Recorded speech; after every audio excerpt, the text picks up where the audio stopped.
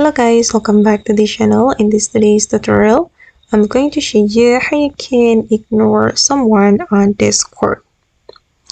Okay, let's get into it guys. Here I have opened my Discord on my computer and I'm going to show you how you can ignore someone. So this ignored feature is new feature on Discord guys.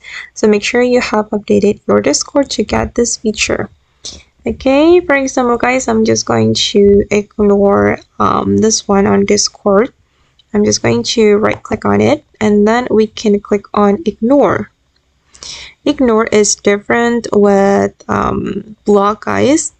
By ignoring someone, we'll be able to hide their profile and messages and then mute their notifications and activity, and they can still message you and see your activity, but they won't know if you ignored them.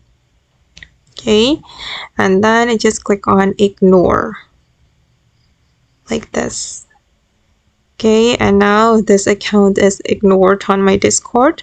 If we want to disable it, we just need to unignore. Okay guys, and that's all the way to ignore someone on Discord. I hope this video will be useful for you. Thank you so much for watching and bye.